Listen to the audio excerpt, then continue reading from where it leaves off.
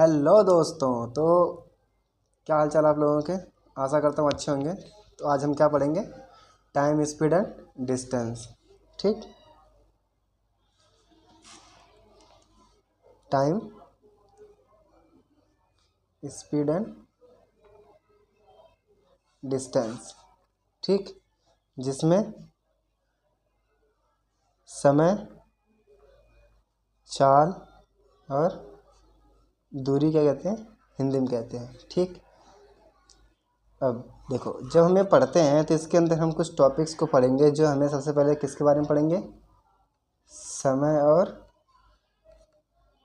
दूरी के बारे में। ठीक। उसके बाद पढ़ेंगे रेलगाड़ी। ठीक। जो कि ट्रेन के बारे में। ठीक। इसका नेक्स्ट क्या पढ़ेंगे? नाव और धारा। ठीक। इसी के साथ में देखो, जब भी हम इसकी बात करते हैं तो हमें क्या करना पड़ता है, इसके कॉन्सेप्ट को समझना पड़ता है कि टाइम, स्पीड एंड डिस्टेंस क्या चीज़ है। इसके लिए मैं आपको एक लाइफ टाइम एग्जांपल देता हूँ। आपने कभी भी गाड़ी चलाई होगी तो आपने देखा होगा कि स्पीडोमीटर होता है। ठीक। चाहे कार चलाई हो या फिर बाइक चलाई हो तो उसमें क्या होता है, स्पीडोमीटर होता है। स्पीडोमीटर क्या करता है कि हमें दिखाता है कि जो हमारी बाइक या फिर कार है उसकी स्पीड कितनी है। स्पीड क्या दिखाती है कि आप एक घंटे में कितने किलोमीटर कवर करने वाले हैं। ठीक। तो आप कितने किलोमीटर एक घंटे में कवर करेंगे उसी क्या कहते हैं, एक घंटे में तय दूरी को ही क्या कहते हैं, उसकी एक घंटे में तय दूरी को क्या कहते हैं, स्पीड कहते हैं। तो यहाँ से क्या हो जाएगी, चाल बराबर, देखो अगर हम यहाँ से अगर चाल निकालेंगे तो क्या हो जाएगी, दूरी बट्टे में समय। ठीक। क्या हो जाएगी, दूरी बट्टे में समय। तो क्या होगी इसकी चाल, क्योंकि चाल का मात्रा क्या होता है, मीटर प्रति सेकंड, यही से आता है वो। ठीक। अभी जो फार्मूला बना है इससे हम दो तरह के फार्मूला क्या कर सकते हैं, ड्राइव कर सकते हैं जो इसी से बने होंगे। तो पहला फार्मूला क्या है, दूरी इक्वल टू चाल गुणे समय। क्या है, दूरी इक्वल टू चाल गुणे समय। तो इसे हम क्या कह सकते हैं, d equal to S and T. ठीक। Distance equal to speed and time. क्या होगा, distance equal to speed into time.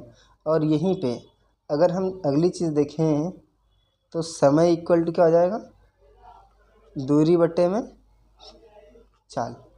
ठीक। कोई दिक्कत यहाँ तक? तो देखो यहाँ पे हमें क्या क्या चीज़ इंपॉर्टेंट है जो पढ़नी है, समय और दूरी, फिर रेलगाड़ी के बारे में पढ़ेंगे, फिर नाव और धारा के बारे में पढ़ेंगे। तो इन सभी चीज़ों को पढ़ने के लिए जो सबसे पहली सीढ़ी होती है वो होती है क्या, चाल का फार्मूला जो होता है दूरी बट्टे में समय। क्या होता है, दूरी बट्टे में समय। और इसमें दूरी, देखो अब हम इसी से ड्राइव करें तो इधर डिवाइड में तो जाके मल्टीप्लाई हो जाएगा, दूरी गुणे सॉरी दूरी इक्वल टू क्या हो जाएगा, चाल गुणे समय। ठीक। और यहीं पर अगर हम समय को निकालना हो तो समय यहाँ चला जाएगा और चाल यहाँ चली आएगी। तो समय इक्वल टू क्या हो जाएगा, चाल दूरी बट्टे में चाल। तो यहाँ से हमारे पास कितने फार्मूले ड्राइव हो गए, तीन फार्मूले क्या हुए, ड्राइव हो गए। ठीक। तो देखो इसमें क्या होता है, हम एक फार्मूला याद रखते हैं, बाकी सारे फार्मूले उसी क्या करते हैं, डेराइव करते हैं।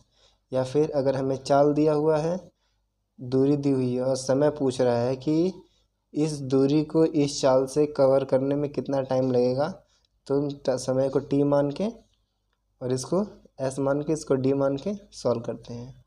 ठीक। तो यहाँ से speed equal to distance upon में टाइम। ठीक। और यहाँ के लिए distance equal to speed into time, DST। क्या बोलते हैं, DST, distance equal to speed into time. आप इस ट्रिक से भी क्या कर सकते हैं, याद रख सकते हैं, DST। ओके। देखो इसके बाद हम क्या करते हैं, इन्हें जो मापते हैं क्या होते हैं, वो मात्रक होते हैं। तो जब हम मात्रकों का यूज करते हैं, मात्रक बोले तो वो जिसमें हम इसे नापते हैं, जैसे कि स्पीड को किस किस में नाप सकते हैं हम, किलोमीटर में, ठीक, मीटर में, और सेंटीमीटर तो मुश्किल है सही नापते हैं, तो हमें ज़्यादा से ज़्यादा क्या पढ़ना है, किलोमीटर और मीटर के बारे में, ठीक। और डिस्टेंस को किस में नापते हैं, जब हम सॉल्व करेंगे तो इसको देखो, एक सेकेंड सॉरी, यहाँ पे जो स्पीड है kilometre per our, metre per hour, और ये क्या होगा, सेंटीमीटर पर, एक सेकेंड यार ये सारा उल्टा होगा, मैं डिस्टेंस सोच के बढ़ा रहा था इसे। देखो पहले हम क्या देखते हैं, डिस्टेंस, सॉरी इसके लिए डिस्टेंस, क्योंकि डिस्टेंस निकालेंगे टाइम निकालेंगे तब क्या करेंगे, स्पीड को निकालेंगे। तो यहाँ से जब हम डिस्टेंस निकालते हैं तो डिस्टेंस क्या हो जाती है, पहले सबसे जो हम यूज करते हैं किलोमीटर, ठीक, उसके बाद अगला जो यूज करते हैं मीटर। तो ये दोनों चीज़ें हम क्या करते हैं, यूज करते हैं। तो यहाँ से हम एक चीज़ लिखते हैं कि अगर 1000 मीटर है तो कितने के बराबर हो जाएगा, 1 किलोमीटर के। और जब समय निकालते हैं, क्या, डिस्टेंस हो गया समय, टाइम, ठीक, जब समय निकालते हैं डिस्टेंस क्या होगी, दूरी। तो जब समय निकालते हैं तो इसको दो में नापते हैं, पहला आवर में और दूसरा सेकंड में, ठीक। तो यहाँ से देखो क्या होता है कि जब, तो जैसा कि हम जानते हैं कि 1 मिनट में कितने सेकंड होते हैं, 60 सेकंड होते हैं, ठीक। और 1 घंटे में, 1 आवर में 60 मिनट होते हैं, ठीक। तो यहाँ से अगर हमें आवर को सेकंड में कन्वर्ट करना है तो क्या हो जाएगा, 60 मल्टीप्लाइड बाई मिनट। 1 मिनट कितना है, 60 सेकंड के बराबर है। तो यहाँ से 1 आवर कितना हो गया, 6 6 3600 सेकंड, ठीक।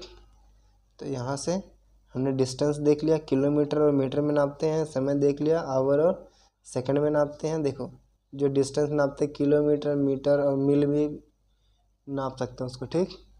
माइल्स जो होता है उसमें भी नाप सकते हैं, वो डिपेंड करता है कि आप किस में नाप रहे हैं। इसके साथ में अभी इन दोनों से क्या डेराइव होता है हमारे पास, स्पीड। तो यहाँ से अगर हम स्पीड को देखेंगे तो क्या होगा पहले अगर हमें क्या होता है, दूरी बटे में समय, तो पहले दूरी का मात्रक लिखते हैं, किलोमीटर बटे में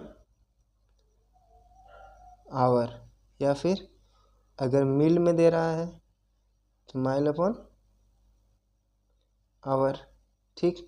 जैसे जब हम प्रकाश की चाल का निकालते हैं तो उसे किस में निकालते हैं हम, 3 × 10⁸ किलोमीटर पर सेकंड।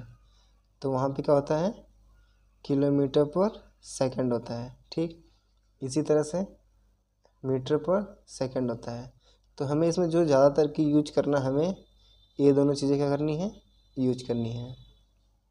एक किलोमीटर पर आवर, दूसरा मीटर प्रति सेकंड।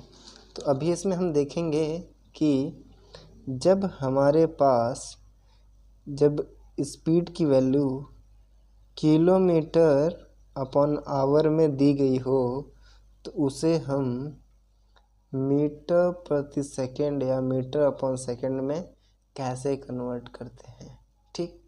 तो क्या करते हैं, सबसे पहले देखो हमें किलोमीटर पर आवर को मीटर प्रति सेकंड में कन्वर्ट करने के लिए क्या करना पड़ेगा। अब मुझे बताओ, 1 किलोमीटर है, 1 आवर है, तो 1 किलोमीटर में कितने मीटर होता है, 1 किलोमीटर में 1000 मीटर होता है। तो यहाँ से कितना होगा, 1000 मीटर अपॉन में, फिर आवर है तो 1 आवर में कितने सेकंड होते हैं, 3600 सेकंड होते हैं, ठीक। तो यहाँ से 0 से 0 कैंसिल, 2 × 5 = 10 और यहाँ पे 18 हो गया। ठीक, तो यहाँ से हम क्या कहेंगे, 1 किलोमीटर पर आवर की वैल्यू कितनी हो जाएगी, 5/18 मीटर प्रति सेकेंड। ठीक, यहाँ से क्या कहेंगे हम कि 1 किलोमीटर प्रति घंटा की जो मान होगा वो कितना हो जाएगा, 5/18 मीटर प्रति सेकेंड।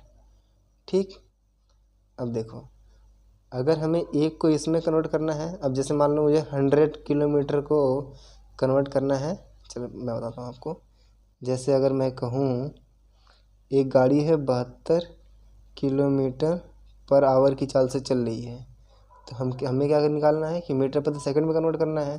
तो हम क्या करेंगे, 72 को 5/18 से मल्टीप्लाई कर देंगे। 18 चौक को 72, क्या हो जाएगा 20 मीटर प्रति सेकेंड। तो यहाँ से 72 किलोमीटर चलती है 1 घंटा में, तो उसके लिए उसे 20 मीटर कवर करना पड़ेगा 1 सेकंड में। ठीक, तो ये क्या हो गया, जो हम समय, चाल और दूरी पढ़ रहे हैं उसका पूरा ये बेसिक का खाका हो गया। अब हम इसी के बेस पे क्या करेंगे, कुछ कॉन्सेप्ट्स को देखेंगे और उन्हें सॉल्व करेंगे। तो हम क्या करेंगे, कुछ कॉन्सेप्ट को सीखेंगे जो कि इन्हीं फार्मूलाज के बेस पे होगा। ठीक, तो जो फर्स्ट कॉन्सेप्ट है क्या है, देखो अगर हमें किलोमीटर पर आवर से मीटर पर सेकंड में जाना है तो हम क्या करते हैं, 8/15 से क्या करते हैं, मल्टीप्लाई करते हैं। अगर वहीं पे अगर हमें मीटर प्रति सेकंड से किलोमीटर पर आवर में करना है तो हम इसी का उल्टा 15/8 से मल्टीप्लाई करते हैं।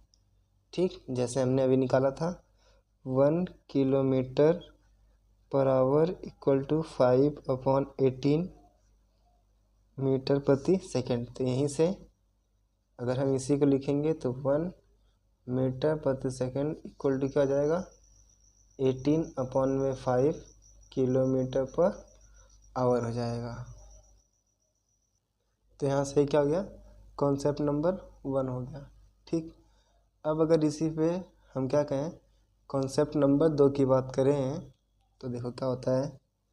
हमने क्या करा, एक फॉर्मूला पढ़ा था कि speed equal to distance upon में टाइम, वही दूरी बराबर चाल बराबर दूरी बटे में समय।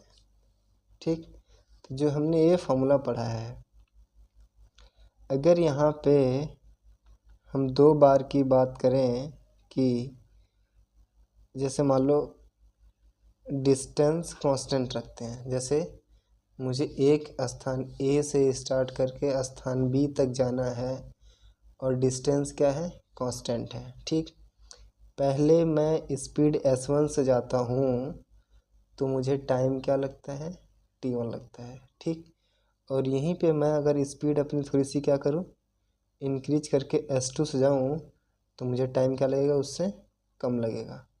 ठीक, तो अगर डिस्टेंस क्या हो, कांस्टेंट हो, क्या हो, डिस्टेंस कांस्टेंट हो, तो जो स्पीड होगी वो क्या हो जाएगी, इन्वर्सली प्रोपोर्शनल हो जाएगी टाइम के। अगर स्पीड बढ़ेगी तो टाइम क्या होगा, घटेगा। ठीक, अगर स्पीड इंक्रीज कर रही है तो टाइम क्या करेगा, डिक्रीज करेगा। ठीक, अगर वहीं पे स्पीड डिक्रीज कर रही है तो टाइम क्या करेगा, इंक्रीज करेगा, जैसे यहाँ पे मैंने एग्जांपल से बताया। ठीक, तो ये क्या हो गया, कॉन्सेप्ट नंबर 2। ठीक, इसके बाद इसी के साथ में अगर हम कॉन्सेप्ट नंबर 3 की बात करें, अगर यहीं पे क्या कहें कि एक गाड़ी है, हमने उसका समय कांस्टेंट कर दिया। क्या कांस्टेंट कर दिया, समय। इफ टाइम इज कांस्टेंट, तब क्या हो जाएगा, speed directly proportional to distance. जैसे कि अगर मैं कहूँ ए से बी तक एक वाहन चलता है, एस स्पीड से जाता है, तो d1 दूरी तय करता है t समय में। ठीक, अगर यहीं पे मैं उसकी स्पीड क्या करूँ, इंक्रीज कर दूँ, तो क्या होगा, इससे ज़्यादा दूरी तय कर लेगा कि नहीं कर लेगा उसी टाइम में। ठीक, तो यहाँ से अगर स्पीड इंक्रीज करेगी तो डिस्टेंस भी इंक्रीज करेगा, और अगर स्पीड डिक्रीज करेगी तो डिस्टेंस भी क्या करेगा, डिक्रीज करेगा। ठीक, तो ये जो दोनों कॉन्सेप्ट हैं ये बहुत इम्पॉर्टेंट है, इन्हीं के बेस पे हम क्या करते हैं, कुछ क्वेश्चन सॉल्व करना होता है। तो इसी के बेस पे एक मैं क्वेश्चन लिखता हूँ, उसे हम क्या करेंगे, सॉल्व करेंगे। और सॉल्व करने का जो तरीका है वो भी इम्पॉर्टेंट है, जो हमें क्या करना है, सीखना है, उसको बार बार करके रिवाइज करना है और समझना भी है। ठीक, तो क्वेश्चन, तो यहाँ पे क्वेश्चन है, यदि राम एक निश्चित यात्रा अपनी सामान्य चाल की 60% चाल से तय करता है, ठीक, तो वह 36 मिनट की देरी से गंतव्य स्थान पर पहुंचता है। गंतव्य स्थान तक पहुंचने में उसका सामान्य समय मिनट में ज्ञात करना है हमन को, क्योंकि यहाँ पे मिनट में दिया हुआ है। ठीक, तो देखो ऐसे क्वेश्चन को सॉल्व करने के लिए हमें क्या करना पड़ता है, देखो पहले वो चलता था 100% पूरा अपना देता था, बट उसने क्या किया, अभी 40% रिड्यूस कर लिया है, तो 60% की स्पीड से चल रहा है। तो ये क्या हो गई, उसकी स्पीड हो गई। ठीक, कब, जब वो एक निश्चित यात्रा, बोले थे यहाँ पे जो डिस्टेंस है वो क्या है, कांस्टेंट है। डिस्टेंस क्या है, कांस्टेंट है। तो यहाँ पे स्पीड जो है पहले 100 थी, अब क्या हो गई, 60 हो गई। तो जब डिस्टेंस कांस्टेंट होती है तो स्पीड टाइम का इन्वर्सली रिलेशन हो जाता है। तो यहाँ पे अगर स्पीड 100 से 60 हो गई तो टाइम क्या हो जाएगा, 60 से 100 हो जाएगा, क्योंकि इन्वर्सली रिलेशन होता है इनमें। ठीक, अब यहाँ से अगर मैं इन दोनों का रेशियो निकाल लूँ, 2 3 2 5 तो कितना आ जाएगा, 3:5। तो देखो अगर वो 3 से चलता, 3 की स्पीड से चलता तो टाइम पे पहुंचता, मगर अब उसे कितना टाइम लग रहा है, 5 लग रहा है। 100% अगर स्पीड लगाता अपनी तो 3 मिनट में पहुंचता, 60 लगा रहा है तो 5 मिनट में पहुंच रहा है। तो यहाँ पे जो डिफरेंस है वो कितने का है, 2 का है। यही ज़्यादा है ना 2, जो 2 किसके बराबर दिया हुआ है, 36 मिनट के बराबर। तो यहाँ पे जो 2 यूनिट है वो किसके बराबर है, 36 मिनट के बराबर है। ठीक, तो यहाँ से 1 यूनिट का मान कितना हो गया, 18 मिनट। ठीक, तो अब देखो कह रहा है कि गंतव्य स्थान तक पहुँचने में उसके द्वारा सामान्य समय क्या होगा। ठीक, सामान्य समय क्या होगा, तो अगर वो अपनी 100% स्पीड देता है तो उस समय टाइम कितना लग रहा है, 3। तो हमें कितने यूनिट का मान निकालना है, 3 यूनिट का मान। तो 3 यूनिट का मान 18 × 3 बराबर 54 मिनट का टाइम उसे क्या करेगा, लगेगा। ठीक, बात समझ में आई, तो इसका आंसर क्या हो जाएगा, डी। इस क्वेश्चन को फिर से समझा देता हूँ मैं अच्छे तरीके से। देखो कह रहा है कि यदि राम एक निश्चित यात्रा अपनी सामान्य चाल, जो उसकी जनरल चाल है, जब अपना वो 100% देता है कि 60% से तय करता है, तो उसने क्या किया, अपनी चाल को चेंज किया, 100% के स्थान पे 60% की चाल से चलने लगा। तो वह 30 मिनट की देरी से गंतव्य स्थान पर पहुंचता है। तो जहाँ पे पहुंचता है वो, वहाँ पे 30 मिनट की देरी हो, 36 मिनट की देरी हो जाती है। तो देखो मैंने क्या बताया था यहाँ पे कि स्पीड जब डिस्टेंस कांस्टेंट होती है तो स्पीड इन्वर्सली प्रोपोर्शनल होता है टाइम के। तो स्पीड अगर 100/60 है तो टाइम क्या हो जाएगा 60/100।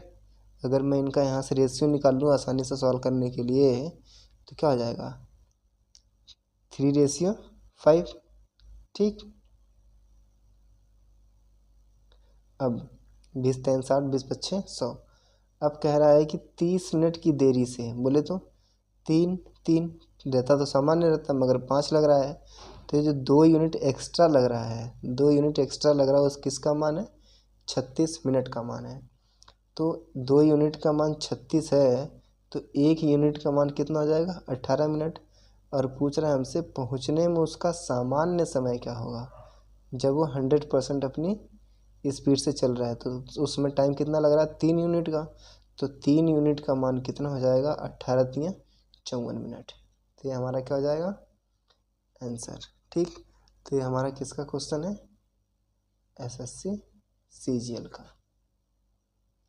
ठीक, तो कॉन्सेप्ट नंबर 1, कॉन्सेप्ट नंबर 2, यहाँ पे concept number 1, concept number 2 and concept number 3, ये तीनों कॉन्सेप्ट क्या है एकदम बहुत ज़्यादा इम्पोर्टेंट है। इन्हें क्या करना है आपको समझना है और ऐसे क्वेश्चन ढूंढ के आपको प्रैक्टिस करनी है। ठीक, तो अब नेक्स्ट कॉन्सेप्ट देखते हैं इसी पे। तो यहाँ पे नेक्स्ट क्वेश्चन है, क्वेश्चन क्या है कि कोई कार 54 किलोमीटर प्रति घंटा की चाल से किसी निश्चित दूरी को 50 मिनट में तय करती है। यदि चाल में 25% की वृद्धि होती है तो कार उस दूरी के 3/4 भाग को कितने समय में तय करेगी। 25 मिनट, 35 मिनट, यहाँ पे 30 मिनट और 40 मिनट। ठीक, कितने ये सब करेंगे। तो इसको देखो, इस क्वेश्चन को हम क्या कर सकते हैं 2 तरीके से सॉल्व कर सकते हैं। पहला तरीका है अपना नॉर्मल तरीका। क्या है देखो, हमें यहाँ पे स्पीड दे रखी है, यहाँ पे टाइम दे रखा है। तो हम क्या कर सकते हैं डिस्टेंस निकाल सकते हैं DST, स्पीड इनटू टाइम। तो स्पीड कितनी है 54 किलोमीटर प्रति आवर है और ये मिनट में है। तो मिनट को आवर में कन्वर्ट करने के लिए 50 को किससे भाग करना पड़ेगा 60 से। ठीक, तो 0 से 0 ख़त्म, फिर यहाँ पे 3, यहाँ पे कितना हो गया 1 सेकेंड 6×9 = 54, सीधे सीधे 6×9 = 54, 9×5 = 45 किलोमीटर डिस्टेंस हो गई। ठीक, अब देखो जो उसकी स्पीड थी पहले S1 कितनी थी 54 kilometre per our. Speed S2 कितनी हो गई है 54 में उन्होंने 25% की क्या किया इंक्रीमेंट किया है। तो कितना जाएगा पर देखो मैंने बताया था ना कि जब हम इंक्रीमेंट करते हैं तो 100 + 25 होता है। ठीक, अपॉन में 100, क्योंकि परसेंट को कन्वर्ट करने के लिए 1/100 से मल्टीप्लाई करते हैं। ठीक, तो यहाँ पे कितना हो गया है 54 × 125/100, 25 × 5 = 125, 25 × 100, 2 से कटा 27 बार में, 2 से कटा 2 बार में, तो 5 7 35 और फिर 5 दूनी 10, 1/2। तो यहाँ से S2 कितना आ गया 135/2। तो क्या कह रहा है कि तो कार उस दूरी के जब हम उसे 25% की वृद्धि कर देते हैं तो कार उस दूरी के 3/4 भाग को कितने समय में तय करेगी। तो यहाँ पे समय बराबर क्या होता है दूरी बटे में चाल। दूरी कितनी है 45 किलोमीटर, 45 का कितना कवर करना है 3/4 भाग, और स्पीड कितनी हो जा रही है 135/2। 2। ठीक, देखो यहाँ पे जब हमने डिस्टेंस निकाली किलोमीटर में, सारा कुछ किस में चल रहा है, किलोमीटर में। ठीक, तो देखो यहाँ पे सॉल्व करने का एक तरीका होता है कि अगर हम a/b में डिवाइड कर रहे हैं c/d से, तो इसका यहाँ मल्टीप्लाई और इसका यहाँ मल्टीप्लाई होता है, तो क्या हो जाता है a मल्टीप्लाइड बाई d अपन में b मल्टीप्लाइड बाई c। तो वैसे ही इसका मल्टीप्लाई यहाँ करेंगे, इसका मल्टीप्लाई यहाँ करेंगे, तो 45 multiplied by 3 multiplied by 2 upon में 135 मल्टीप्लाइड बाई 4। ठीक, तो देखो 45 2 90, 45 3 135, 3 1 कम 3, तो 1 कम 2 2 दूनी 4, तो कितना हो गया 1/2 आवर, जो किसके बराबर होता है 30 मिनट के बराबर। तो अपना आंसर क्या हो जाएगा सी। ठीक, तो देखो ये क्या होगा, वेग मेथड हो गया, बहुत बड़ा मेथड है। ठीक, बट हमें कंपटीशन में सॉल्व करना है तो हम क्या करेंगे, शॉर्टकट यूज करेंगे। तो शॉर्टकट यूज करने के लिए देखो, जो हमने पहले पढ़ा था कि यहाँ पे चाल में इंक्रीज हुई है 25% की, तो पहले S1 जो है 100% है। ठीक, जब S2 हो रहा है तो 125 हो जा रहा है, कितना हो जा रहा है 125, तो यहाँ से S1 S2 का रेशियो कितना हो जाएगा 25 चौक को 100, 25 पच्छे 125। ठीक, क्या है 125, बट देखो यहाँ पे क्या है, दूरी हमेशा कांस्टेंट है, ये दूरी हमने 45 ही यूज करी है, तो अगर जो d है वो कांस्टेंट रहे तो s प्रोपोर्शनल टू 1/t हो जाता है। ठीक, तो ये स्पीड का रेशियो है S1 S2, तो इसी तरह से टाइम का रेशियो क्या हो जाएगा, इसका उल्टा हो जाएगा 5/4। ठीक, तो यहाँ से क्या हो गया 5/4। तो देखो जब वो 4 की स्पीड से चल रहा था तो टाइम 5 लग रहा था, कितना लग रहा था, टाइम 5 लग रहा था। तो देखो अब यहाँ पे जो 5 है, ये 5 यूनिट है, ये किसके बराबर है 50 मिनट के बराबर है। ठीक, तो यहाँ से 1 यूनिट का मान कितना हो गया, कितना हो जाएगा 100 मिनट, सॉरी 10 मिनट। ठीक, देखो अगर हमें कम कैलकुलेशन करनी है तो हमें दिमाग लगाना पड़ेगा। तो वहीं पे देखो हमसे पूछ रहा है कि जब स्पीड कितनी जाती है 5, मतलब हमने 25% का इंक्रीमेंट कर दिया, तो 4 यूनिट को कवर करने में कितना टाइम लगेगा उसे 40 मिनट। ठीक, बट जो डिस्टेंस है वो कितना पार्ट है 3/4 ही है ना, तो जो टाइम अगर 40 लग रहा है तो टाइम भी क्या हो जाएगा, कम हो जाएगा, टाइम भी कितना हो जाएगा 3/4, 4 से 4 ख़त्म, तो कितना हो गया 30 मिनट। ठीक, तो यहाँ से भी 30 मिनट, यहाँ से भी 30 मिनट। अब देखो दोनों तरीके हैं हमारे पास, अब डिपेंड आप पे करता है कि आप क्वेश्चन सॉल्व करते समय कौन सा मेथड यूज करते हैं। ठीक, ये मेथड है समझने के लिए आसान है, बट एग्ज़ाम में सॉल्व करने के लिए ये मेथड क्या है ज़्यादा बेटर है। ठीक है, तो ये क्वेश्चन के बेस पे दूसरा मेथड हो गया। अब इसी पे हम नेक्स्ट मेथड समझते हैं। देखो टाइम और डिस्टेंस में अब जो नेक्स्ट कॉन्सेप्ट है क्या कहता है कि इसे मान लो एक आदमी है, उसका घर है, उसका ऑफिस है। ठीक, वो क्या करता है यहाँ से यहाँ जाने के लिए वो x किलोमीटर पर आवर की स्पीड लेता है और यहाँ से यहाँ आने के लिए वापस y किलोमीटर पर आवर की स्पीड लेता है। ठीक, अभी जो जाना और आना दोनों में अगर वो t टाइम लेता है, कितना लेता है टी टाइम लेता है। तब यहाँ से यहाँ के बीच का जो डिस्टेंस है वो डिस्टेंस डी इक्वल टू कितना हो जाएगा, X Y upon x plus Y into T. ठीक, ये अपना क्या आ जाएगा, फॉर्मूला आ जाएगा। मगर सीधे सीधे फॉर्मूला लिख देना से मतलब समझ में तो आएगा नहीं। तो देखो हम मान लेते हैं कि यहाँ से यहाँ तक जाने में उसे टाइम लगा है t1 और वापस आने में उसे टाइम लगा है t2। तो यहाँ से क्या हो जाएगा, t1 plus t2 is equal to T हो जाएगा। ठीक, क्या हो जाएगा, t1 plus t2 is equal to T. ठीक, तो यहाँ पे अब हमें पता है कि समय बराबर क्या होता है, दूरी बट्टे में चाल।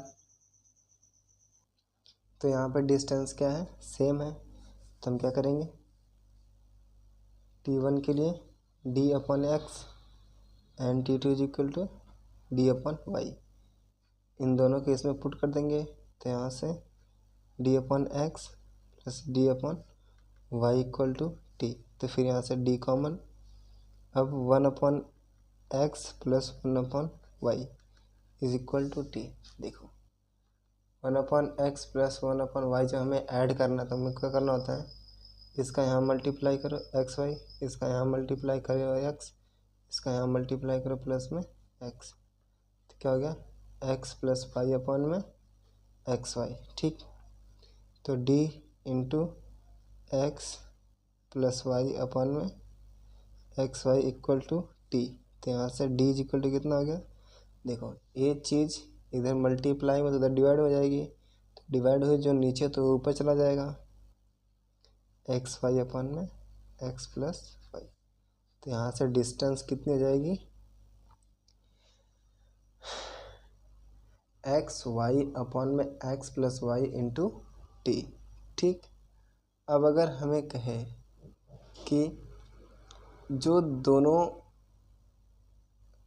डिफरेंस हैं, देखो यहाँ से और यहाँ पे आने पे यहाँ पे क्या है, टाइम को हमने ऐड किया है कि यहाँ से यहाँ पहुँचे और फिर यहाँ से वापस आए, तो जो हमारा टोटल टाइम लगा वो टी है।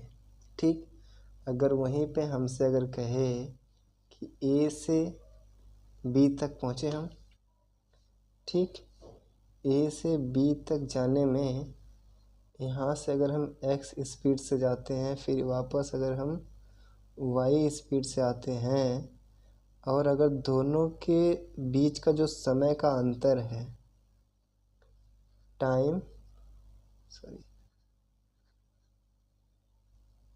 डिफरेंस है, वो कितना है, टी है। ठीक, टाइम डिफरेंस टी है। तो हम मान लेते हैं कि जाते समय उसने क्या करा, ज़्यादा टाइम लिया होगा, तो t1 minus t2 is equal to कितना है, टी है। तो अगेन वही फॉर्मूला हम रखेंगे। तो यहाँ पे क्या हो जाएगा, d अपॉन में x माइनस d अपॉन में y इक्वल टू टी। यहाँ से डिस्टेंस कॉमन, तो क्या हो जाएगा, वही t into x Y upon में y माइनस एक्स। ठीक, कोई दिक्कत परेशानी नहीं होनी चाहिए। तो यहाँ से इस कॉन्सेप्ट से हमारे पास क्या हुए, ये दोनों फार्मूले होके निकल के आ गए। अब इसी बेस हम क्या करेंगे, एक क्वेश्चन लगा लेंगे, तो जिससे क्या हो जाएगा, ये हमारा फार्मूला क्या हो जाएगा, पक्का हो जाएगा। तो क्वेश्चन लिख लेता हूँ मैं। तो यहाँ पे क्वेश्चन है, एक आदमी 5/1/2 किलोमीटर प्रति घंटा की गति से ऑफिस जाता है और 4 किलोमीटर प्रति घंटे की गति से वापस आता है। यदि पूरी यात्रा के दौरान 4/3/4 घंटे लेता है तो आदमी द्वारा तय की गई कुल दूरी है। ठीक, तो हम इसको उठा के इसी फार्मूला में क्या करेंगे, पुट कर देंगे। जब हम इसी फार्मूला में पुट करेंगे तो d is equal to formula है t multiplied by x plus Y. तो यहाँ पे d is equal to t into x Y upon में एक्स प्लस वाई हम क्या करेंगे, रखेंगे। ठीक, तो यहाँ से देखो डिस्टेंस हमें निकालने टाइम दे रखा है, तो 4 चौक को 16 3 19 बट्टे में 4 गुणे। अब इनको सॉल्व करना है, तो पहली जो स्पीड है कितनी दे रखी है, 5 दूनी 10 1 11 बट्टे में 2 मल्टीप्लाइड बाई 4। ठीक, अपॉन में 11 बट्टे में 2 प्लस 4। इससे यहाँ पे कट के कितने में 2 बार में कटा। ठीक, तो कितना हो गया 19 बटे में 4 गुणे 22। और यहाँ पे देखो ये चीज़ उल्टा हो जाएगा, तो सबसे पहले सॉल्व कर लेते हैं। यहाँ पे 4 दूनी 8 8 हो गया, यहाँ पे 8 और 11 19, तो नीचे कितना हो जाएगा 19 और ऊपर 2। ठीक, ये चीज़ हमने यहाँ पे सॉल्व कर ली, तो 4 दूनी 8 और 11 19 बटे में 2, तो 19 बटे में 2 अभी डिवाइड जैसे हमने यहाँ पे किया था, कहाँ गया पेज, इसी में पीछे किया था, उसी तरह से ये इसका इधर मल्टीप्लाई ऊपर, तो 19 नीचे रह गया, 19 से 19 ख़त्म, 2 से 2 बार में गया, यहाँ से इसको काटा तो 11, तो आंसर कितना आ गया 11 किलोमीटर। ठीक, तो आंसर कितना अपना 11 किलोमीटर टाइम लगेगा। तो अपन को क्या करना है, जो टाइम दिया हुआ है यहाँ पे, जो डाटा दिया हुआ है उसको यूज करके फॉर्मूला लगा के हम क्या करेंगे, आसानी से निकाल लेंगे। ठीक, देखो इसी में जो नेक्स्ट कॉन्सेप्ट आता है किसका आता है, औसत चाल का। किस चीज़ का, औसत चाल बोले तो एवरेज स्पीड। ठीक, देखो एवरेज स्पीड क्या होती है, अगर हम इसके फॉर्मूला की बात करें तो एवरेज स्पीड, देखो स्पीड इज इक्वल टू क्या होता है, डिस्टेंस अपॉन में टाइम। तो एवरेज मतलब होता है, जैसे मान लो कि यहाँ से यहाँ तक हमने क्या किया, 1 मीटर प्रति सेकंड की चाल से चले। ठीक, यहाँ से यहाँ y मीटर प्रति सेकंड की चाल से चले, यहाँ से यहाँ z मीटर प्रति सेकंड की चाल से चले। ठीक, और हमने क्या करा, पूरी एक डिस्टेंस कवर कर ली। ठीक, तो हमने क्या किया, यहाँ पे कुछ डिफरेंस, यहाँ पे कुछ डिफरेंस, यहाँ पे कुछ डिफरेंट चाल यूज करी, तो हमें यहाँ से यहाँ तक पूरा जाने में जो एक सेकंड ब्लर है, हाँ, जो टोटल टाइम, जो टोटल स्पीड हमने ली है, जो हमारी स्पीड रही है एवरेज, उसी को कहते हैं एवरेज स्पीड कहते हैं। तो एवरेज स्पीड क्या हो जाती है, कुल दूरी, कुल दूरी। ठीक, बटे में लिया गया समय। ठीक, तो जैसे यहाँ से यहाँ तक की कुल दूरी d है। ठीक, यहाँ से यहाँ तक के जाने में लिया गया समय, समय क्या हो जाएगा, जैसे मान लो मैं कहता हूँ कि ये क्या करता है, बार बार इक्वल डिस्टेंस ही कवर करता है। ठीक, क्या करता है, इक्वल डिस्टेंस ही अगर कवर करता है तो d1 d ठीक कवर करता है, और यहाँ से पूरी कितनी है 3D है। ठीक, देखो क्या हो जाएगा 3D अगर है और इक्वल डिस्टेंस कवर करता है, तो यहाँ पे देखो समय बराबर क्या होता है, दूरी बटे में चाल, तो d अपॉन में x प्लस d अपॉन में y प्लस d अपॉन में z हो जाएगा इसके अकॉर्डिंग। ठीक, तो यहाँ से 3D, अब यहाँ पे भी d कॉमन है, ऊपर भी d कॉमन है, तो d 1 upon x plus 1 upon y plus 1 upon z, d से d खत्म, तो यहाँ से क्या आंसर आ जाएगा 3xyz अपॉन में xy plus yz plus zx। ठीक, तो 3 लोगों के लिए अगर 3 कंसेक्यूटिव स्पीड दे रखी है और डिस्टेंस क्या करा, सेम कवर किया है, तो उसके लिए क्या हो जाएगा 3xyz अपॉन में xy plus yz plus zx। ठीक, बाकी कैसे निकालते हैं उसका मेथड मैंने क्या किया बता ही दिया आपको।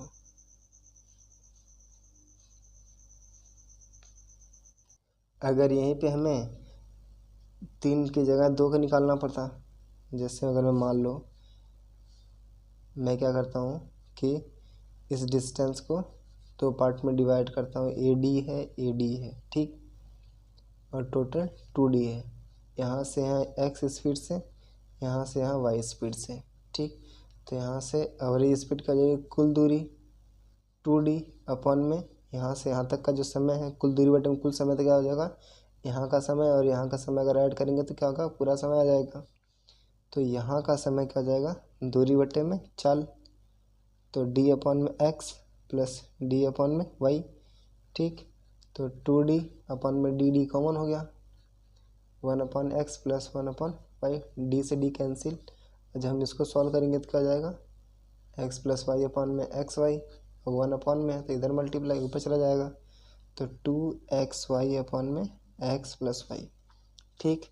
तो यहाँ से अगर 2 के लिए अगर एवरेज स्पीड निकालनी हो तो क्या हो जाएगा, AP नहीं AS, एवरेज स्पीड क्या हो जाएगा, 2xy अपॉन में एक्स प्लस वाई ठीक।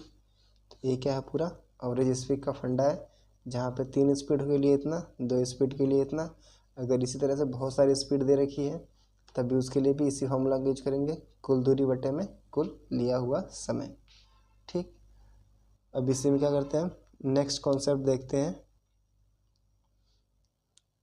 देखो इसमें क्या है कि डिस्टेंस क्या है, एक कांस्टेंट है।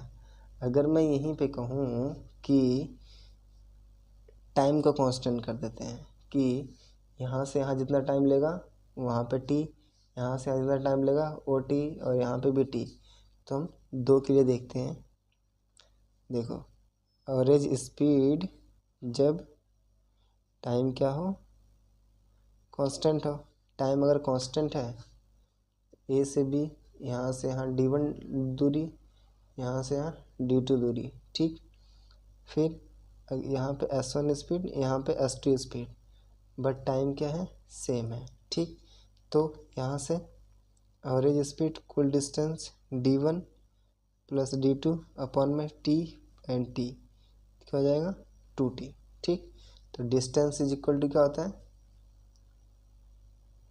है, टाइम इंटू स्पीड, तो t into s1 plus t into s2 ठीक, अपॉन में 2t। अब t इधर भी है, t इधर भी कॉमन है, तो t s1 plus s2 upon में 2t, t से t गेट कैंसिल, तो आंसर क्या हो गया, s1 प्लस s2 अपॉन में 2 ठीक। तो एवरेज स्पीड क्या हो जाएगी, s1 प्लस s2 अपॉन में 2, जब टाइम क्या हो जाए, कांस्टेंट हो जाए ठीक है। कोई दिक्कत परेशानी इसमें, तो नेक्स्ट देखते हैं। अब देखो अब तक जो हमने देखा वो क्या था, इम्पोर्टेंट था, मगर अब हम जो पढ़ेंगे वो क्या है, मोस्ट इम्पोर्टेंट है, क्योंकि इससे किसी ना किसी एग्ज़ाम में क्वेश्चन आता ही है। तो उसे हम क्या कहते हैं, रिलेटिव स्पीड ठीक। रिलेटिव स्पीड का मतलब क्या होता है, अगर मैं आपको समझाऊं तो जैसे देख लो,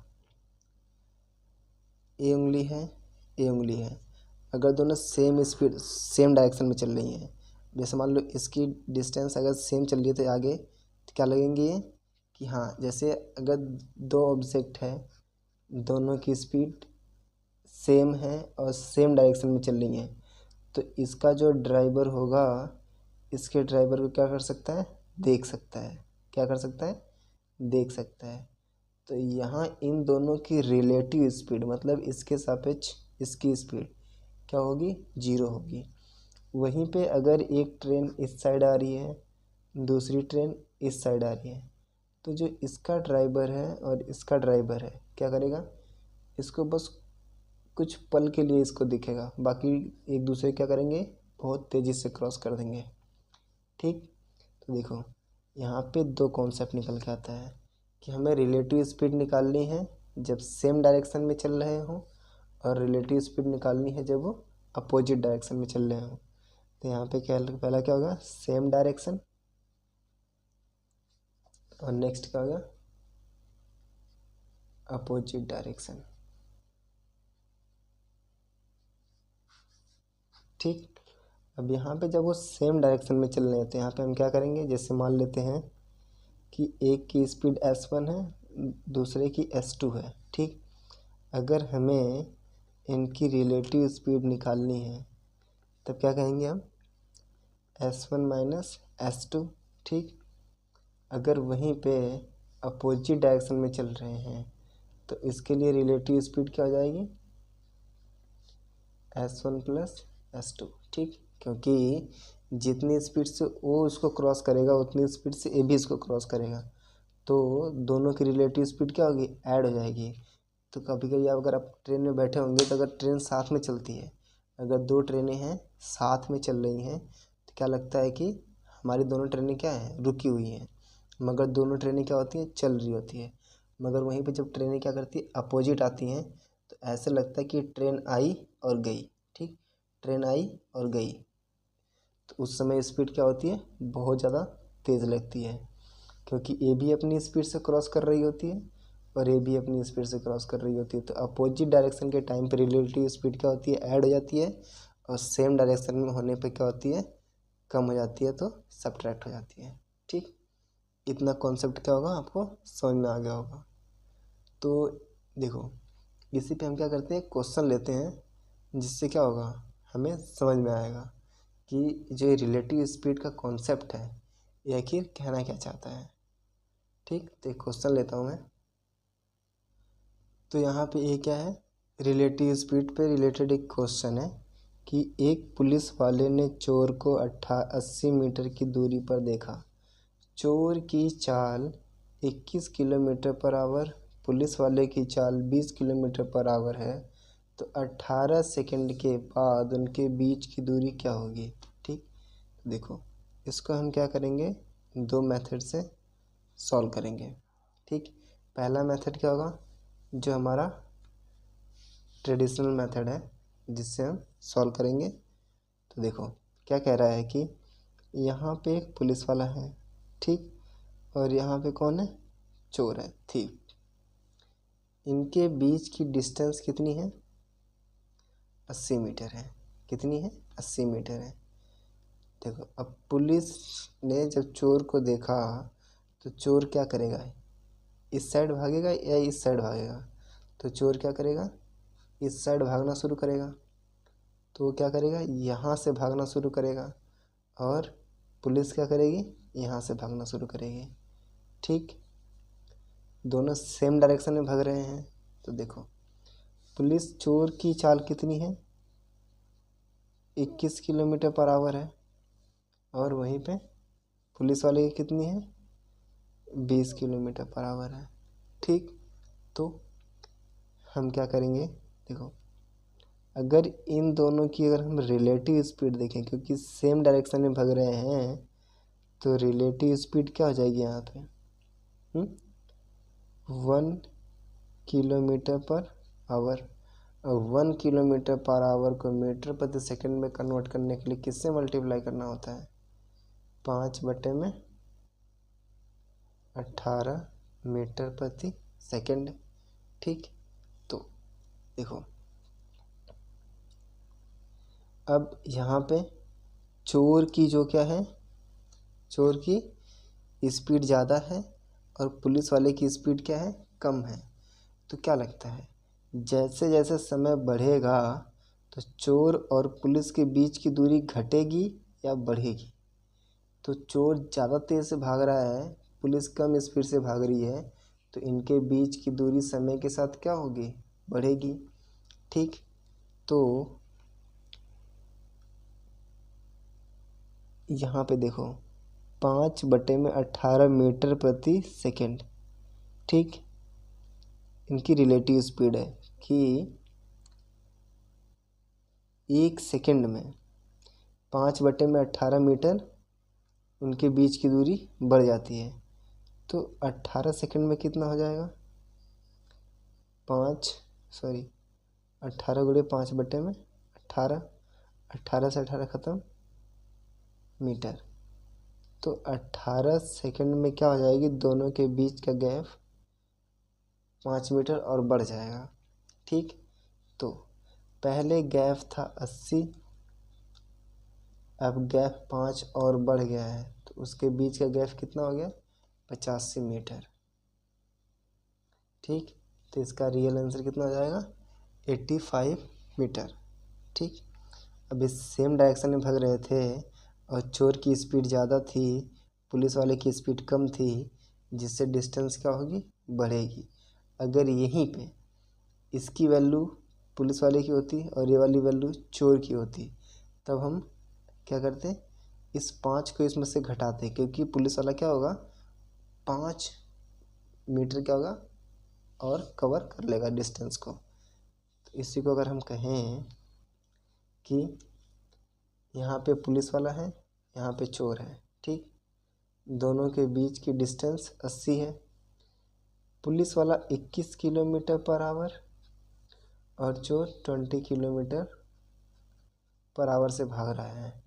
चोर ने देखा इधर भागना शुरू किया, इसने देखा इधर भागना शुरू किया। ठीक, अब दोनों के बीच की दूरी कितनी है, 80 है।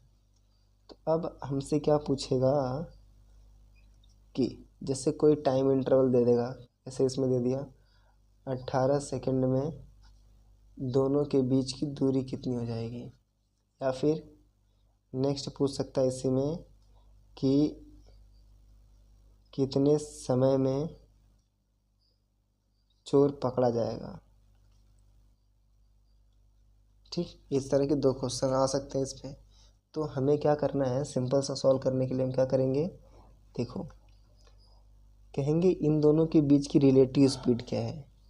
अगर पीछे वाले की स्पीड ज़्यादा है तो डिस्टेंस कम होगी, अगर आगे वाले की डिस्टेंस स्पीड ज़्यादा है तो डिस्टेंस क्या होगी, बढ़ेगी, जैसे इसमें बढ़ी है। तो पीछे वाले की कम है, पीछे वाले की ज़्यादा है, आगे वाले की कम है, तो इनके बीच जो रिलेटिव स्पीड है वो कितनी होगी, 1 किलोमीटर पर आवर। कितनी होगी, 1 किलोमीटर पर आवर। ठीक, तो यहाँ से देखो, अब 1 किलोमीटर पर आवर इनके बीच की रिलेटिव स्पीड है, तो हमें मगर यहाँ पे टाइम सेकंड में दे रखा है तो इसको हम क्या करेंगे, सेकंड में कन्वर्ट कर लेंगे।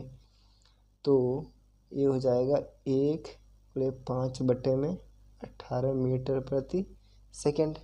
ठीक, तो यहाँ पे क्या कह रहा है कि 5 मीटर भागते हैं वो 18 सेकंड में, तो 5 मीटर की डिस्टेंस रिलेटिव कम हो जाती है, क्योंकि पीछे वाली की ज़्यादा है आगे वाली की कम है, तो 5 मीटर कम हो जाता है कब, 18 सेकंड में। ठीक, तो हम क्या कह सकते हैं कि 18 सेकंड में 5 मीटर की दूरी क्या करते हो, कवर कर लेते हैं। तो अब यहाँ से अगर पहले वाले क्वेश्चन की अगर हम बात करें कि 18 सेकंड बाद दोनों के बीच की दूरी कितनी रह जाएगी इस मामले में, तो 80 में से 5 को घटाएंगे, कितना आ जाएगा, 75 मीटर। ठीक, अब अगर यहीं पे हमसे पूछें कि अगर वो चोर भाग रहा है, ठीक, तो 5 मीटर कवर करता है वो 18 सेकंड में, तो 80 मीटर वो कितने में कवर करेगा, कितना, 5 मीटर कवर करता है, तो यहाँ पे हम क्या कहेंगे, 1 मीटर को कवर करने के लिए 18/5 सेकंड लेते हैं। ठीक, तो 80 मीटर को कवर करने के लिए क्या करेंगे, 80 गुणे 18/5 सेकंड लेंगे। ठीक, 5 से इसको काटेंगे, कितना हो जाएगा, 16 बार में 16 और 18 को मल्टीप्लाई करेंगे, 18×5 = 90, 18×6 = 108, 80 लगा 10 का, 18 कम 18 10, 28 सेकेंड। तो 288 सेकेंड में चोर क्या करेगा, पुलिस क्या करेगी, चोर को धर लेगी और उठा के ले जाएगी उसके ससुराल पुलिस थाने। ठीक, तो देखो हमें क्या करना है, कॉन्सेप्ट को समझना है कि जब आगे वाले की स्पीड ज़्यादा होगी पीछे वाले की कम होगी तो समय के साथ दोनों के बीच की दूरी क्या होगी, इंक्रीज करेगी। वहीं पे अगर पीछे वाले की स्पीड ज़्यादा है आगे वाले की स्पीड कम है तो समय के साथ उनके बीच की दूरी क्या करेगी, डिक्रीज करेगी, और लास्ट में चोर क्या करेगा, धरा जाएगा, पकड़ लिया जाएगा। ठीक, तो ये दो महत्वपूर्ण कॉन्सेप्ट थे, किससे? रिलेटिव स्पीड से। ठीक, तो इसी से क्वेश्चन क्या करता है, बार बार एग्जाम में पूछता है कि चोर पुलिस की फिर गाड़ी या फिर दो गाड़ियों की रिलेटिव स्पीड दे देगा। इसी तरह से क्वेश्चन बार बार करके रिलेटिव स्पीड से पूछता है। तो ये क्या है, मोस्ट इम्पॉर्टेंट है। ठीक, ये मोस्ट इम्पॉर्टेंट टॉपिक है, इस पे क्वेश्चन आते ही आते हैं। अब इसके बाद हम क्या करते हैं, नेक्स्ट कॉन्सेप्ट देखते हैं इसी के, टाइम एंड स्पीड से रिलेटेड। तो अब हम नेक्स्ट कॉन्सेप्ट शुरू करेंगे, कौन सा? ट्रेन का, रेलगाड़ी का। ठीक, तो देखो, रेलगाड़ी जब हम शुरू करते हैं, ट्रेन का कॉन्सेप्ट जो शुरू करते हैं स्पीड एंड टाइम में, तो इसके लिए हमें दो तीन चीज़ें क्या होनी चाहिए, पता होनी चाहिए। पहले की सापेक्ष गति क्या होती है, वो मैंने आपको बता दिया है कि जब अपोजिट में चलती हैं तो उनकी स्पीड को क्या करते हैं, ऐड कर देते हैं। जब सेम डायरेक्शन में चलती हैं तो उनकी स्पीड को क्या करते हैं, सब्ट्रैक्ट करते हैं। ऐड मतलब जोड़ दिया जाता है, सब्ट्रैक्ट मतलब घटा दिया जाता है। ठीक, और इसके साथ में देखो एक चीज़ और होती है, जैसे मान लो एक ट्रेन है, ट्रेन की लंबाई होगी कुछ। ठीक, ट्रेन की लंबाई होगी कुछ। ट्रेन क्या करती है, जैसे मान लो इसकी लंबाई कितनी है, 200 मीटर है। ठीक, ट्रेन की लंबाई कितनी है, 200 मीटर है। अब डिपेंड करता है कि ये किसी प्लेटफॉर्म पे जाती है या फिर किसी पुल को पार करती है।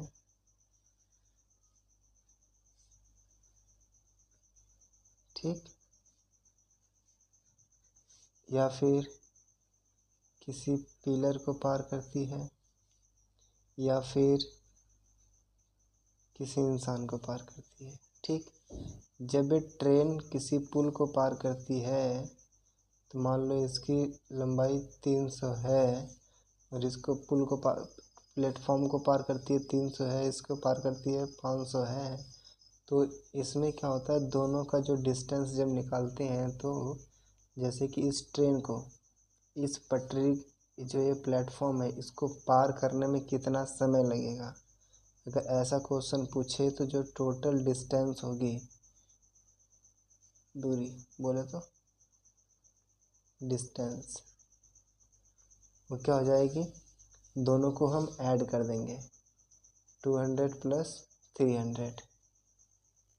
वैसे ही जब ब्रिज को पार करती है तब भी अगर ब्रिज को पार करने में कितना समय लगेगा, तब भी हम डिस्टेंस के लिए क्या करते हैं, दोनों को जोड़ देते हैं। तो कितना जाएगा, 200 प्लस 500। वहीं पे अगर किसी पिलर या किसी मैन को पार करेगी तो पिलर या आदमी को पार करने के लिए तो ट्रेन की ही लंबाई लेंगे, इनकी लंबाई क्या करेंगे, नहीं लेंगे। ठीक, तो इस समय जो डिस्टेंस कवर करेगी वो ट्रेन कितना करेगी, खुद का ही करेगी, जो कि 200 ही होगा। ठीक, देखो अब यहाँ पे जो पुल है क्या है, वो स्थिर है, तो इसकी स्पीड कितनी है, 0 किलोमीटर पर आवर। ब्रिज है, इसकी स्पीड कितनी है, 0 किलोमीटर पर आवर। कोई पिलर है, इसकी स्पीड कितनी है, 0 किलोमीटर पर आवर। ठीक, मगर जो आदमी है अगर खड़ा है तो इसकी 0 किलोमीटर पर आवर होगी। अगर मूविंग है तब डिपेंड करता है कि अपोजिट मूव कर रहा है या फिर सेम डायरेक्शन में। ठीक, अगर अपोजिट मूव करेगा तब क्या करेंगे, देखो डिस्टेंस तो वही रहनी है इसके लिए, अपोजिट में है तो स्पीड क्या हो जाएगी, ऐड हो जाएगी, और अगर सेम डायरेक्शन में है तो स्पीड क्या हो जाएगी, घट जाएगी। ठीक, इसी तरह से अगर कोई ट्रेन है ठीक, वो इधर से आ रही है और वहीं पे एक दूसरी ट्रेन है जो इस डायरेक्शन से आ रही है।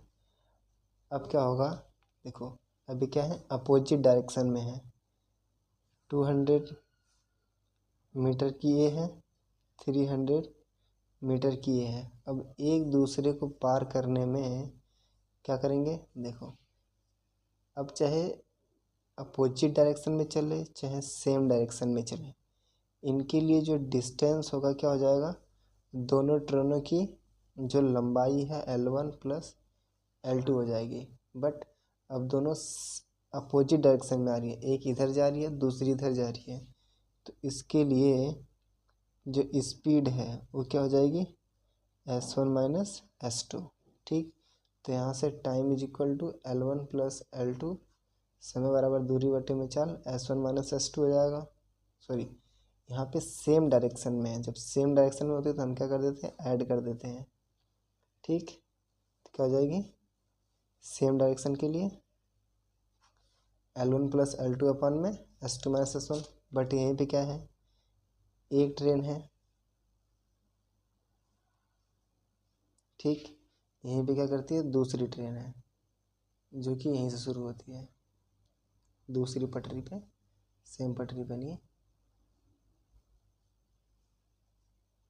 ठीक, अब क्या करना है, मान लो इसकी लंबाई कितनी है, 200 मीटर है। एक सेकेंड, इसकी 200 मीटर है, इसकी 300 मीटर है।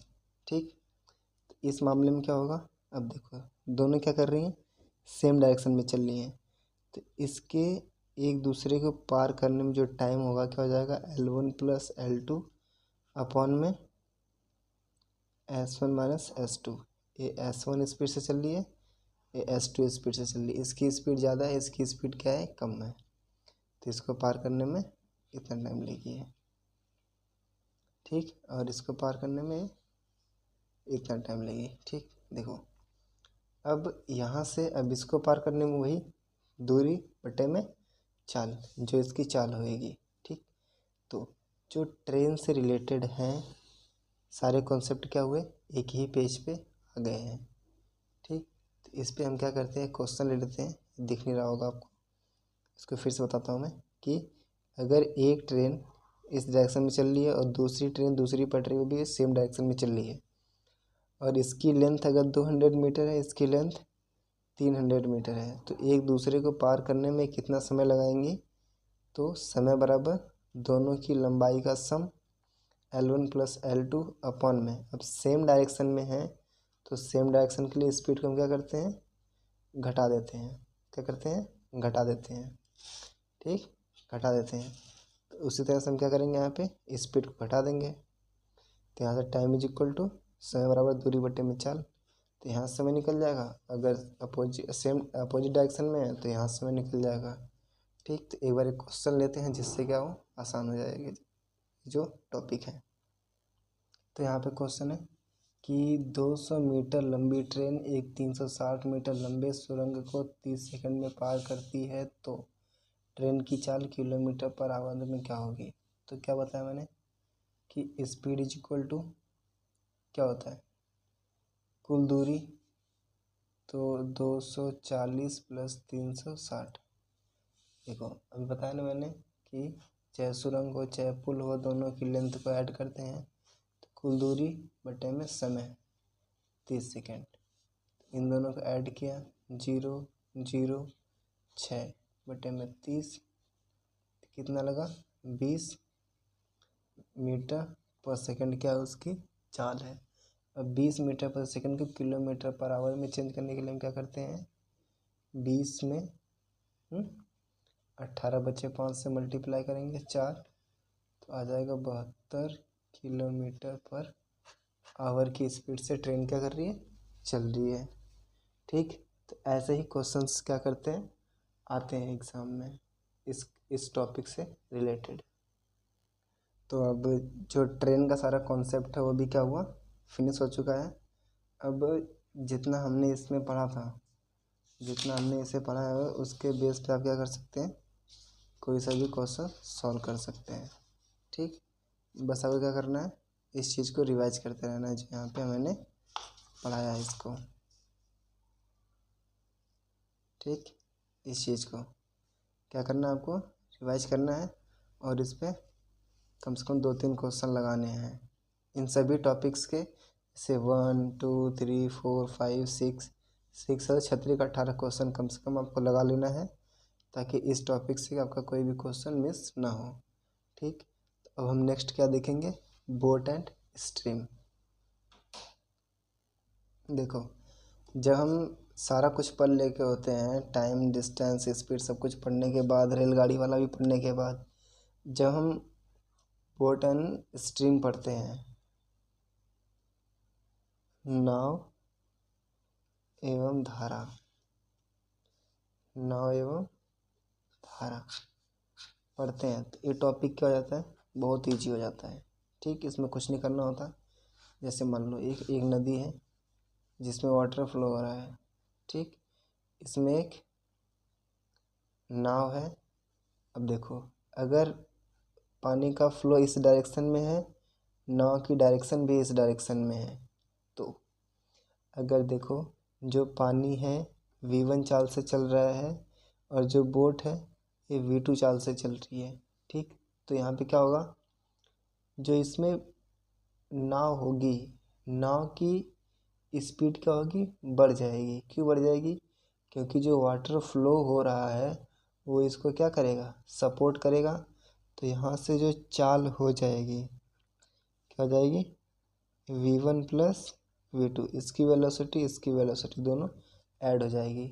वहीं पे अगर हम इसके अपोजिट बात करें कि अगर एक फ्लोइंग रिवर है, इसमें हमने क्या करी, एक नाव उतारी अपनी।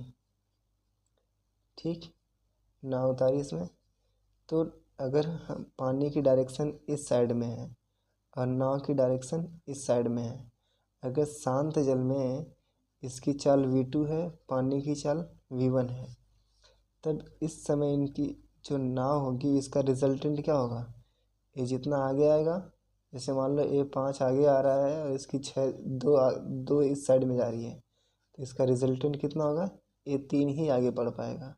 तो यहाँ से वेलोसिटी क्या हो जाएगी, v2 माइनस v1। ठीक, क्योंकि नाव की वेलोसिटी ज़्यादा रहेगी तभी क्या करेगा, वो नाव आगे जा पाएगी। अगर नाव की वेलोसिटी कम रहेगी तो पानी क्या कर ले जाएगा, उसको बहा के लेके चला जाएगा। ठीक, बस धारा और नाव और धारा में क्या होता है, इसी चीज़ को समझना होता है। अगर इस चीज़ को समझ लिया तो फिर बस इस टॉपिक के सारे क्वेश्चन क्या हो जाते हैं, ईजी हो जाते हैं। बस इसी चीज़ को समझना होता है। क्या है कि शांत जल में नाव की चाल है v2, अगर धारा की चाल v1 है।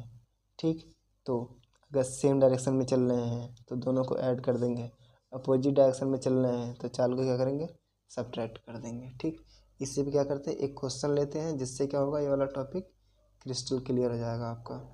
बस इसमें ये दोनों चीज़ें क्या करनी है, समझ के रखनी है। तो देखो यहाँ पे क्वेश्चन है, एक नदी की दिशा में 15 किलोमीटर की दूरी 3 घंटे में तय करता है। ठीक, अगर नदी की दिशा में चल रहा है तो उसकी वेलोसिटी v1 प्लस v2 हो जाएगी। तो चाल बराबर क्या होता है, दूरी बटे में समय। 15 किलोमीटर 3 घंटे में कवर करता है, तो कितना हो गया, 5 किलोमीटर पर आवर। तो यहाँ से v1 प्लस v2 का मान कितना हो गया, 5 किलोमीटर पर आवर। वहीं पे उसे वापस आने में कितना टाइम लगता है, तो v2 माइनस v1 कितना है, 15 किलोमीटर की दूरी तय करने में 7×14 एक 15 बटे में 2 टाइम लगता है। तो मैंने बताया था ना, उल्टा कर लेते हैं, 15 से 15 ख़त्म, तो कितना आ गया, 2 kilometre per our.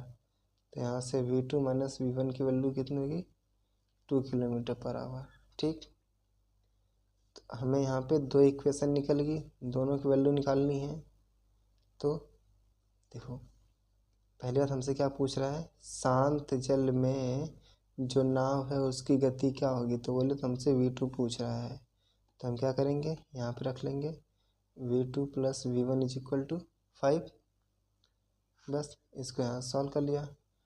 2v2 equal to 7, तो यहाँ से v2 is equal to 3.5 kilometre per hour. ठीक, कोई दिक्कत इसमें? तो मैंने कहा ना कि जो ये नाव वाले क्वेश्चन है इजी होते हैं, बस हमें यही चीज़ समझनी है कि जब हम पानी की दिशा में बहेंगे तो हमारी वेलोसिटी पानी की वेलोसिटी जुड़ जाएगी।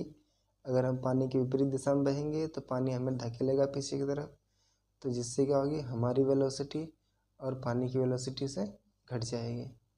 ठीक, हमारी वेलोसिटी में से पानी की वेलोसिटी क्या होगी, घट जाएगी। कोई दिक्कत यहाँ तक? तो आपका ये जो टॉपिक है टाइम, डिस्टेंस एंड स्पीड ख़त्म हो चुका है। हमने पूरे चैप्टर को एक ही वीडियो में समझ के ख़त्म कर दिया है। ठीक, अब बस क्या करना है, आपको इसको रिवाइज करना है। ठीक, तो आप वो देखने के बाद क्या करना है, आपको लाइक करना है या फिर डिसलाइक करना है और उसका रीज़न बताना है कि क्यों किया है। ठीक, अपना फीडबैक भी जल्दी, मतलब फीडबैक भी हमें क्या करें, दें, और अपने दोस्तों के साथ शेयर करें और चैनल को सब्सक्राइब कर लें। ठीक,